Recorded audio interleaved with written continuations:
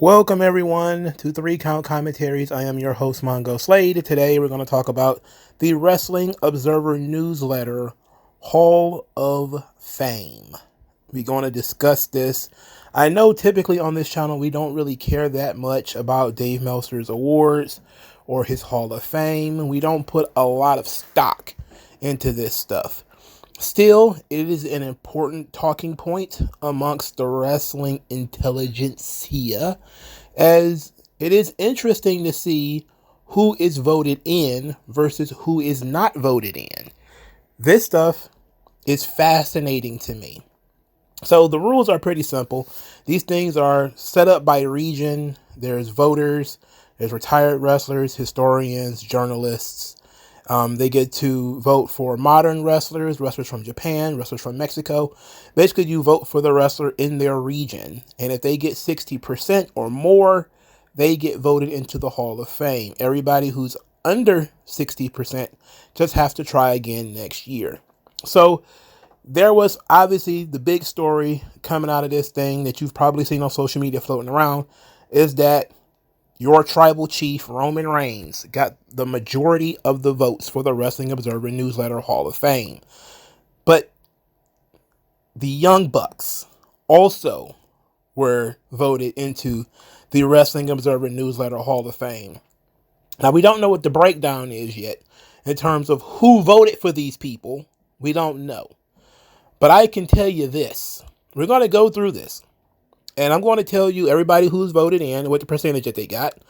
And then we're going to look at who didn't make it. Therefore, who is also not in the Observer Newsletter Hall of Fame. And I can tell you, there's a lot more people who are not in it who deserves to be there more than Roman Reigns. And I don't mind that Roman Reigns is there. But there are so many more that deserve to be in the Wrestling Observer or any kind of Hall of Fame more than the Young Bucks. It's not possible for you to think they're the greatest tag team of all time. It's just not possible. You could not have watched anything else if you think they're the greatest tag team of all time, or that even that they had a bigger impact on the industry. I kind of want to start right there, but we're going to start with giving you the names and percentages of all of the people who made it. So Roman Reigns, 67%. Shingo Takagi, 65%. Paul Orndorff, Mr. Wonderful, 64%. Johnny Rougeau, 63%. Los Dinamitas, 61%. That's a tag team in Mexico, or a trios team in Mexico. The Young Bucks, 61%. Chima, Bobby Davis, and Johnny Saint all got 60%. Now, I don't expect a lot of people to know who Los Dinamitas, or Bobby Davis, or Johnny Saint, or Johnny Rougeau, or who those people are, which is why I want to focus on Roman and the Young Bucks, because they're the most known of the people in this list. I do question Shingo Takagi as well, especially considering somebody like Hayabusa did not get into the Hall of Fame. I should do this, and I probably should do this from the beginning. I want to give credit to Wrestling Observer Newsletter Hall of Fame tracker on social media, at WONHOF tracker. Okay, they don't want to put out a spreadsheet that I read to get the percentages. I very well appreciate the hard work these guys put in. Even if I don't care that much about it, I'm glad that other people do, because they make it easy for people who don't really care to still stay on top of things. So here are some of the people who are not in the Wrestling Observer Newsletter Hall of Fame and probably should be. The Junkyard Dog got only 54%. CM Punk, only 52%. The British Bulldogs, Davey Boy Smith and the Dynamite Kid, 48%. The Von Erichs, that would be Kevin, Kerry, and I believe David, be 47%. Let me make sure. Kevin, Kerry, and David. Cody Rhodes, that's 48%. The Steiner Brothers, 32%. Randy Orton, 29%.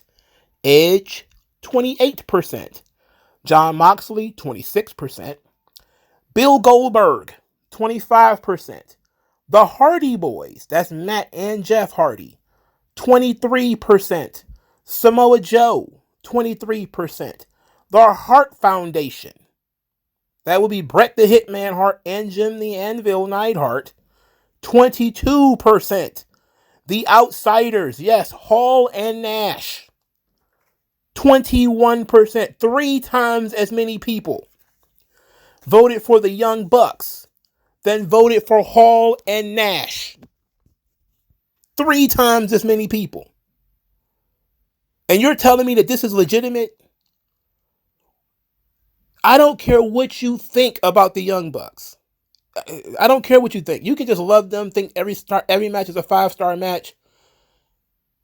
WCW was built on the backs of the Steiner brothers. It was built on the back of the Outsiders. The Outsiders, Hall and Nash, if they had not formed a team and went to WCW, you don't get the NWO, which means you don't get the Monday Night Boom. And they got 3 times less votes than the Young Bucks. This is mental illness. This is mental illness. All right? Roman Reigns got twice as many votes as Randy Orton and Edge. You could put Randy Orton and Edge together and they still got fewer votes than Roman Reigns. Now, there's a lot of people who are on this here social media. You know, these people, they hate Roman Reigns. I mean, we already know this. They're upset that Roman Reigns was voted in. I'm upset that Roman Reigns was voted in and you have all these other people who are not. That, to me, the Junkyard Dog is, how could he not be in your Hall of Fame? How could he not be in? Something's wrong. If a Junkyard Dog who carried a promotion for years and years, set record gates in a promotion for years and years, is not considered a Hall of Famer, but Shingo Takagi is. Now, I know there's 2 different regions. There's 2 different regions, so that makes things a little bit easier. But it's ridiculous.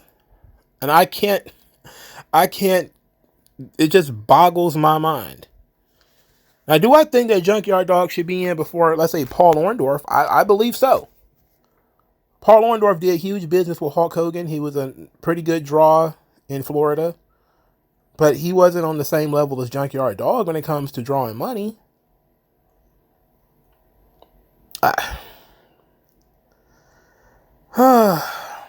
So, another big talking point coming out of this thing is that Pepsi Phil didn't make it. CM Punk only got 52% of the votes. This made a lot of the Young Bucks and Elite fans very happy because the Young Bucks are in already and Kenny Omega's already in. And they have successfully gatekept CM Punk from being in the Wrestling Observer Newsletter Hall of Fame. Look, in terms of the criteria, I think you do not get AEW without CM Punk's pipe bomb promo in 2011. It took almost 10 years. But eventually, people did learn what he was saying was true. And it took a while for people to act on it. You know, the sentiment that he was able to express in that promo and bring to the forefront sits historically significant. How he came into AEW and increased business, gave them their first $1 million gate. Despite the fact that everybody claims that the Young Bucks are some huge draw. Oh, they're instrumental in AEW. The first $1 million gate wasn't the Young Bucks on top. It wasn't Kenny Omega on top. It was CM Punk. And he's not in the Hall of Fame, and the Young Bucks are. Interesting. And we know, I think a year or 2 ago, Kenny Omega got in because even though he's Canadian, they put him in through Japan. So they put all of his, they took him and implanted him into the Japan region. And then people just voted for him in the Japan region instead of in the North American region. where he's actually from. They just put it where, well, that's where his career was at. Okay. All right. I mean, I can't argue against it. But when I see that the Von Erichs aren't in the Hall of Fame, the British Bulldogs are not in the Hall of Fame, the Steiners, almost twice as many people voted for the Young Bucks than voted for the Steiner brothers. Rick and Scott Steiner, they're not Hall of Famers. You know, not enough 5-star class, not enough flips. They didn't name any of their finishing moves after Dave Meltzer. The British Bulldog's not in the Hall of Fame. Jesus. I mean, I could just go on, but there's another issue here that I want to discuss. The people who got 10% or less, they get dropped from next year's ballot. That's how it works.